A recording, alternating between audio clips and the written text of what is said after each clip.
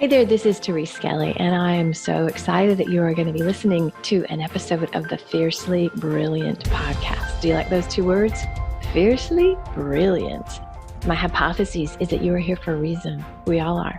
Our souls have led us on journeys that have very often taken some twists and turns, and sometimes it's not pretty. Sometimes there's struggle and there's loss and there's challenge, and in the middle of that, there's always a way out. And it's those times that often lead us into our great life and work.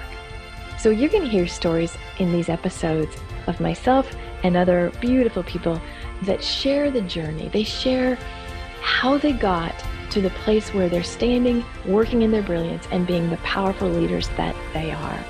So stay tuned and enjoy this episode.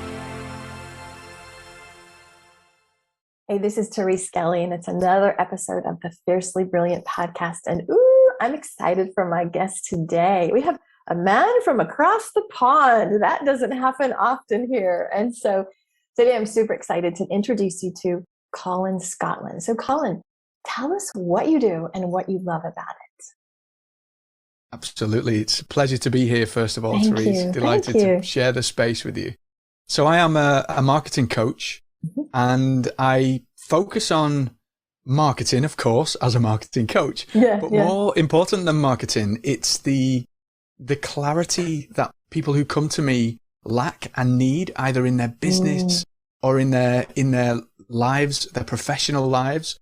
Okay. And so I love to see that light behind people's eyes, Therese, when they kind of go, oh, I can do that. That can be for me, you know, and that realization, that light within them, that lights me up. So that's kind of the why behind what I do. Nice. You know, I think many of our listeners, our audiences are aware that you kind of are your business. You can't take your business out of your life. And what I heard you talk about, this isn't just a capitalist thing for you. This isn't just, I can make a bunch of money selling these things. I'm hearing like, I can change people's lives. I can give them breakthroughs when they figure this marketing piece out. It's business clarity, but it's also like internal clarity. Is that how you would say it? 100%. So I did an exercise where somebody interviewed a number of my clients who'd had the greatest successes working with me as their coach, right? And when we looked back over the transcripts, none of them talked about the marketing work that we did. They all talked about, I feel I have such clarity. I have such focus, and I'm a more confident business owner as a result of the time with Colin. So it was the marketing is kind of secondary. Making money, that's way down the list, right? Yes, that happens, but it's way down the list. That's not why I do this. That's not why my clients kind of do this. You know, I love that. Well, I know you have kind of a journey story. Like you're doing really well now, right? And yet you why don't you share? You know, and I just want to acknowledge for men to come on my podcast. It's very rare because I seemingly have just more women guests, and I'm very selective of who I take on my show. And so for a man to come and get real and to be willing to share some vulnerabilities, I just think that it's just like, God bless you, right? I'm really happy that you're here. Thank you so much.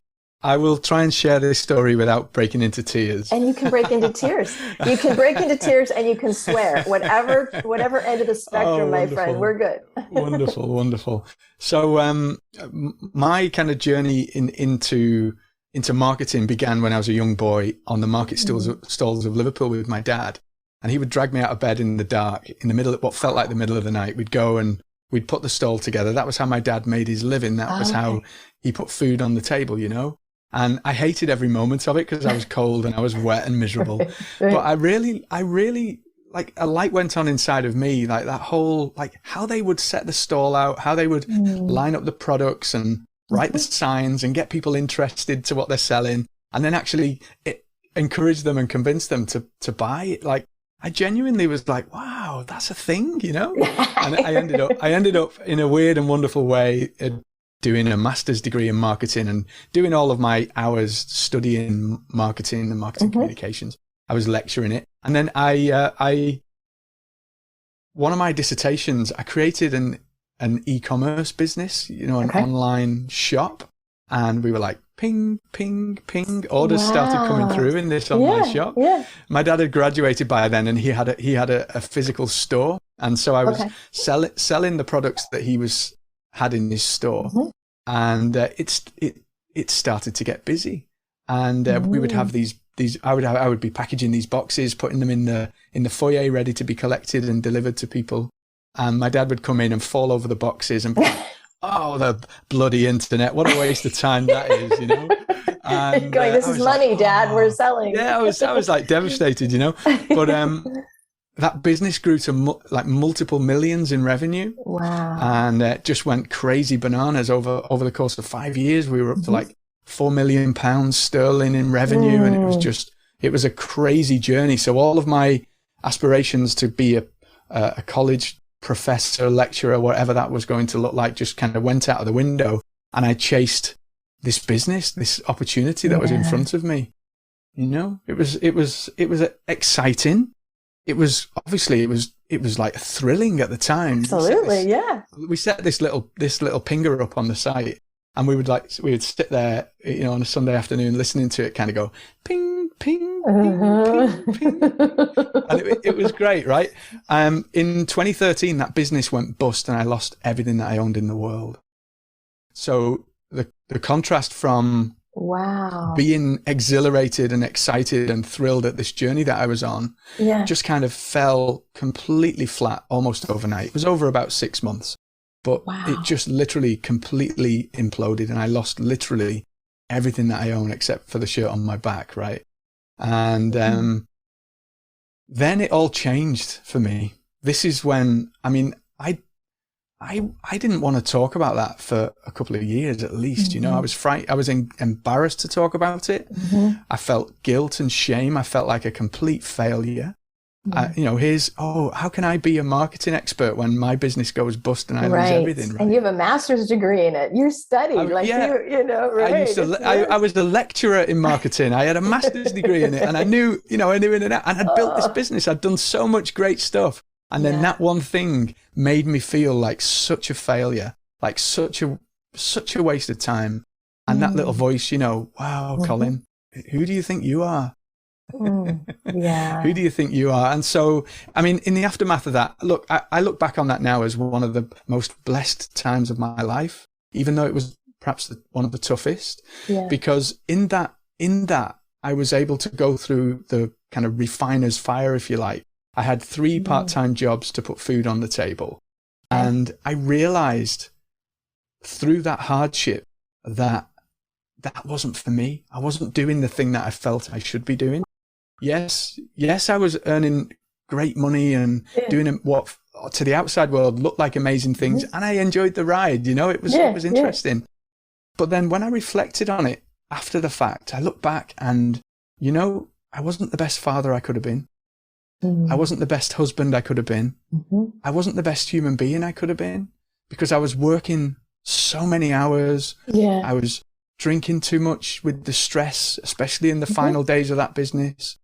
And I just wasn't in a great place, you know? And so when I look at how my life has turned around and how I get to pinch myself every day that I get to do what I do, then I realized, wow, I'm so glad that was taken away from me, because I don't think I'd have had the strength to give it up. Right. Absolutely. You know, in the moment. So I floundered for a number of years, just literally hand to mouth, paying the bills, doing different jobs. I was a marketing manager. I was a tech in a school. I've done martial arts for a number of years. I taught a martial arts class in a school. And you know, I'll never forget, there was this one day, Therese, I was teaching this martial arts class in the school. And it's the martial art of jiu-jitsu, where we pick people up and we throw them down onto the floor. And it's kind of fun. That's my kind of pastime. And this young boy, he wasn't getting it, and he was getting frustrated as hell. He was like, like you could see his face going red, and he was like getting really, really mad at himself. And it's this move where you kind of grab hold of them and you lift them up and take them down to the floor. And I was like, come on, you need to move your left leg over there. Like, no, your other left leg. He was like really frustrated because he just wasn't getting it. And after a load of effort, he did it. He lifted this lad up and he threw him down onto the floor. And he came up from that throw with a look in his eyes that I'll never, ever forget. His eyes were just like, his eyes lit up, and it changed something in me that day. I came out from that session just knowing that those moments were what I was here to help people to kind of find and do. And I didn't know what it looked like. I just knew that was this. Whether I didn't know at the point in time whether it was teaching, I didn't even think about coaching at the time. I just knew, oh wow, I can help other people to see that and do that and feel that. Oh wow, how amazing would that be to be able to do that every day, right? Oh, well, so it's kind of like, I'm so go ahead, keep going. Yeah, no. It's all good. It's all good. Well, I was gonna say, life gives you clues, right? Like you didn't have to put form around it. Like here's how it's gonna look. It's just that feeling. I want that experience. And I think we get so into what's the revenue plan? How are we going to monetize it? What's it going to look? But as opposed to that, more please, right? Yeah, 100%. And it kind of developed from that little seed, seed. And I chased those dynamic, interactive engagements, those conversations where I was able to see that light, because I was always trying to get to it and always trying to find ways of seeing that light of realization of self-worth, of self-love, of I can do this, right? And I kind of thought I only felt it mostly in conversation, in that dynamic interaction between two souls, two human beings. And I kind of thought, well, wouldn't it be marvelous if all I got to do all day long was have conversations with amazing people and help them to find that light, find that spark in them. And that was the kind of genesis of my whole life today, right? Wow. Wow. Like, there's a lot to unpack here. So I want to take you back because I went through bankruptcy, and I remember feeling so much shame, right? Like I was not raised to give up my house and not pay my bill. And I think men are more wired, or, your identity is who you are and what you make and what you do. And as a provider for a family now, you're not that. So how did you navigate the little voices that told you weren't good enough, or like the shame voices? How did you get through that? Because we've all had the experience of failing or loss or disappointments, right? So what do you have for people around that? I'm not going to lie. It was and continues to be really hard. I still get emotional thinking about how I was in that time in the aftermath, because I'm 47. I don't feel like I connected with I don't think I realized I had emotions until I hit 40. Right? Oh, okay. I'm like, I wasn't a super spiritual guy. I wasn't a super connected to my emotions guy. I was like, I was just doing business and being the best I could be. And all in my head, not awake, not conscious, not in that seat of self to know what's going on in reality, just literally caught up by it all. And it took that shock of it all being taken away for me to go through a process of awakening, Therese. And, I was just completely ashamed and racked with guilt and fear of people calling me out or finding out. So I was trying to be the marketing expert and talk to people in businesses that were still alive and not dead like mine, right? And saying, look, what you could do is you could do this. What you can do is do that. And I'm putting a face on things, like I can help. But all the time inside, that little voice, I still have that voice today, right? That little voice says to me, Colin, who do you think you are? Who do you think you are? And and I feel it. I feel the butterflies in my stomach just saying it. Nobody wants to hear you. You're just a scruffy market traders lad from Liverpool,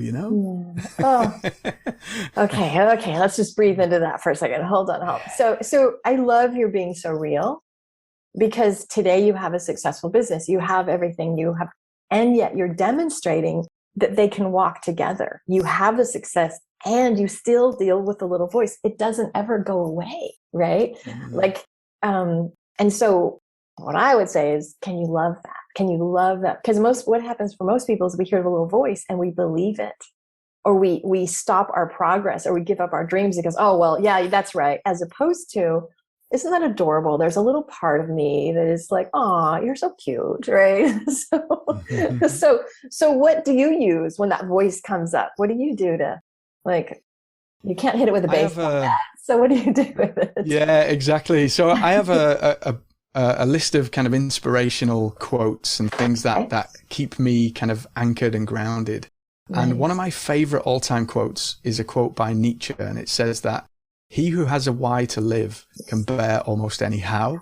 Right. And so it reminds me of my purpose and the things that matter most to me.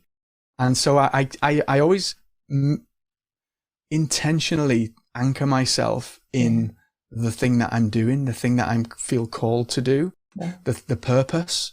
And purpose is an interesting one, isn't it? Because it's not a singular thing. We don't have a purpose. Yes, we have purposes, multiple, dependent upon our context, our situation, our, immediate needs, the people around us, the people we impact on. It's such a multidimensional thing. But remaining anchored in that reason, that light, reminding myself of that young boy on that jiu-jitsu mat with that light. I feel called to help bring that light to people. So, I don't bring it to them. I just show it them inside of themselves. I do nothing in the process, right? Yeah. But that's it. Just that anchoring and grounding. I love that. Is such a great technique. No, that's so, because it's like when you tell a story, it's really visceral. I can feel that boy. I can feel you. And it reminds me of like, oh yeah, when was I lit up? And so Colin, this is such a tangible tool. So gang, if you're listening, what's the moment that you can go, that's right. Because it really transcends all the mental chatter. It transcends the fear.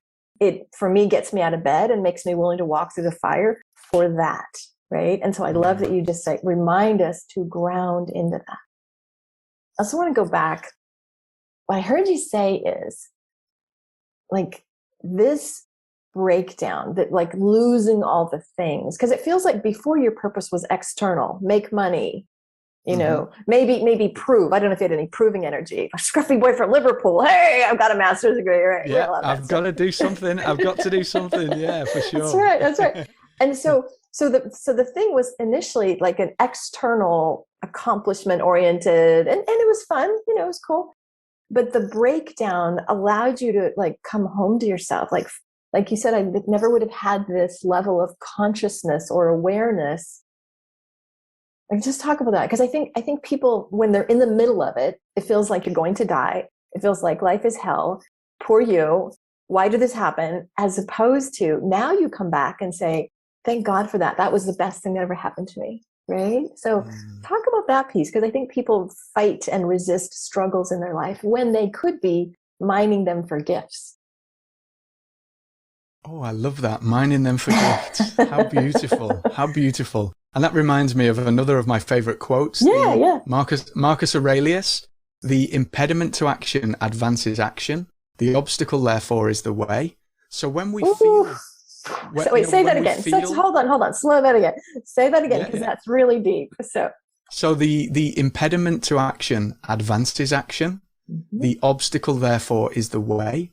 So, that groundedness and that reason for being connects me always to, okay, there's resistance there. There's that little voice. I see you. I see what you're trying to do. I know what you're trying to do. I can see it, right? Yeah. But look, I'm not doing this for me. I'm doing this, and I'm not doing this for that person that needs to hear the message. I'm doing it for the people that they then have conversations with. Beautiful. I'm doing it for that. And so that it's that combination of things that allows you to take that step regardless. And realizing that if something comes up and you have that little voice or voices or whatever it is, then that's a surefire signal that there's work to do. There's work for you to do, right? Yes. And if you can look at it as positive work that is going to make it's going to grow you as a human being. Yes. It's going to change things for the better if only you can accept it and allow it to do that. good, bad. They're just things. They're neither good nor bad. They're just things. They're just states of being. And the way that we interpret them is the thing that adds all of that negative baggage, isn't it? You're so wise. I'm just having so much fun in this conversation because what I'm hearing is I hear objections, not that we're having a sales conversation, but I hear what people, it's like, but I already worked on it. Why does it come again? And I say, do you have a pulse? There we go. As long as you have a pulse, you get to do your work. And I love that you frame it. It's not like, oh shit, you got to get through it. You got to grind through it. It's like, it's neither good nor bad. It's work and you get to work on it. So how did you go from scruffy kid in Liverpool, to a person that is so, how do I say this? So has such a growth mindset, is so willing just to take stuff on and just to like, okay. Because it doesn't sound like that was you the first 40 years. So what did you do to cultivate that? And were there any times when people looked at you like, who are you? Good God, you're not the man that left here, right? Like, yeah. So that moment in that jiu-jitsu class, all of those years ago, that sparked not just a change in direction for me, but it sparked a change in who I am. Yeah. And so it basically was the catalyst for me really opening the kind of spiritual doors and the awakening of who I am and why I'm here, and all of these questions just kind of came into focus. And I literally went on a journey, and I'm still on that journey. I'm by no means complete in any stretch. I say to all of my clients, look, I, like you, I'm a work in progress. And so, but that catalyst began that process. And, within about 6 months, people around me would kind of go, you're different. You don't seem like the same person. And it was simply because I, discovered the practice of meditation and journaling. And I was literally reading all of the books that I could around awakening spirituality and, all of these things that just literally took me down a number of pathways to that place of witness consciousness, as Michael Singer calls it. That's a beautiful story. So did people in your life embrace that, or was there any pushback? A bit of both. To be fair, a bit of both. Yeah, there was kind of rifts in the family. There was quite a lot of ups and downs. It wasn't plain sailing because we're creatures of habit, Exactly. When things completely change, it can change everything, right? It literally pulls the rug from under what we know to be, or what we understand to be, the way of things, right? This is how we do things around here. And when that changes entirely, it's like, I would be embarrassed a little bit about my meditation practice. And my kids would come in and they would laugh at me and go, what are you doing, Dad? That's like silly. And now it's like, it's just who I am. It's who I am. It's what I do. It's like, it's part of me. It's no longer this thing that I'm practicing and doing. It's just, it's now who I am. And it's the thing that's completely different. But at the time when you're doing something that's different, it just feels like alien, doesn't it? Yes, absolutely. And I think people around you, there's a concept called external guardians. And so then the idea is like, well, I liked you better before. Like, you used to be way more fun when you were drinking, like that kind of stuff. Not that's your case, but sometimes people in our lives like us because they know how to relate to us, and our relationships are based on those dynamics. So it takes courage. And sometimes people go away and sometimes people get uncomfortable. But what I'm hearing is that you have an unwavering commitment to your purpose and your self-growth. Definitely. And I think it's something that we always, too often, and I'm guilty of this, we overlook the greatest gift that we've got, and that is this body that we inhabit, and this gift of breathing in and breathing out every minute of every day. And we take that for granted, and we don't love or cherish that enough, I don't think, Therese. And it's often that Well, in fact, I'll go further. It's Sure. always that stops us from achieving that thing that we're hoping to achieve. It's always us getting in our own way. If I listen to that voice, Colin, who do you think you are? I wouldn't be on this podcast talking to you. Right. I'd be too frightened. Like, oh no, what have I got to say? It's right. Nobody wants to listen to me. Whoa. Yeah. Right. You know, so it's just so important that we make that commitment to ourselves, to ourselves. So I would imagine working with you is a little different than working with other marketing mentors. And because you're not a guru, you don't have the vibe of guru, and you're not about ego. And so what surprises your clients when they sign up with you? And like, because you talked about, they don't even say the word marketing, they talk about clarity and confidence, but what else do they get? Because and I just want to really punctuate this, because I feel like in our industry, it's easy to live in external world. Like, oh, here's my stats and here's my, followers but I get the sense, Colin, that you bring your whole being. When somebody gets to sign up with you, they don't just get your marketing wisdom, they get your presence and your love. I'm guessing you love them, and surround them with your stuff. Am I right? 100%. And look, the marketing, the numbers and all of the metrics and all of that stuff, I could do that stuff in my sleep, right? That's where I did my 10,000 hours. So of course we can do all of that.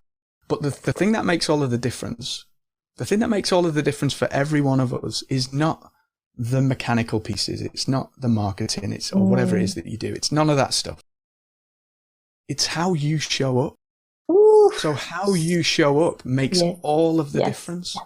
If you show up and you're like, oh no, I've got to do this again, and I've got to do this, and oh, what are we talking about today, right? And we're like this, all kind of, and it feels like a drudge. It feels like work. Well, people feel that. People sense that. People know that.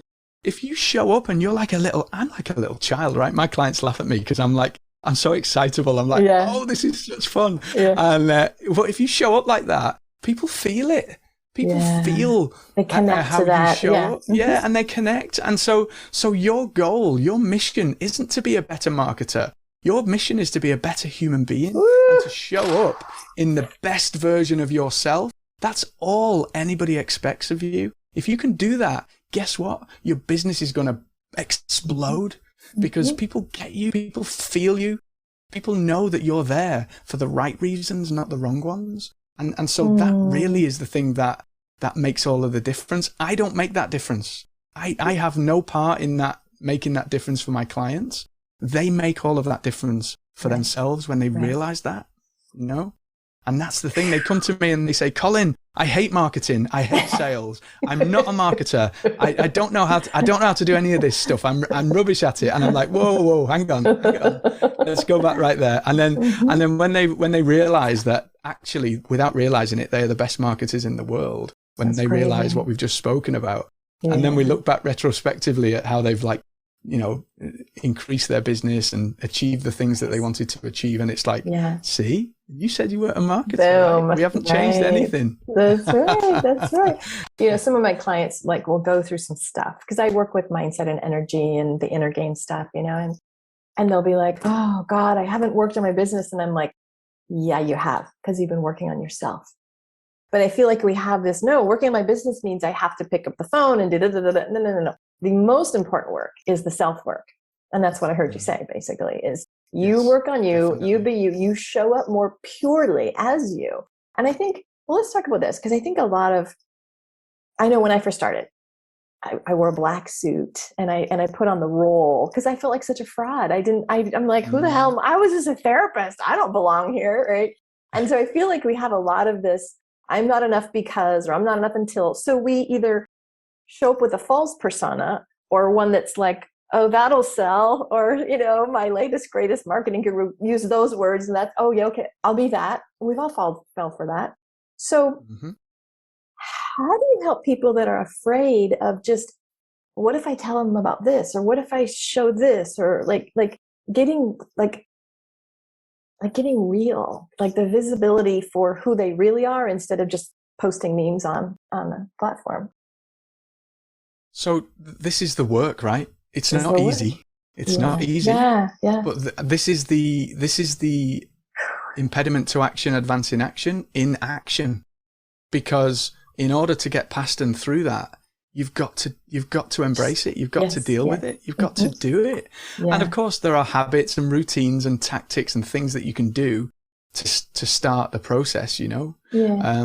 But ultimately, you've got to do it. You've got to want to do it. So you have to connect to that desire in the first place. But then you've got to do the work. There's no escaping doing the work. I can't do the work for them. You can't do the work.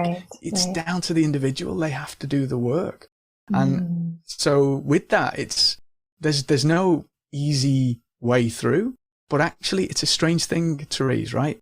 When we see these things as a brick wall in front of us. Okay. And when we realize the reason that we're taking these steps, the reason that we're trying to make this progress, we kind of push on the wall and it's not even there. It's not even there.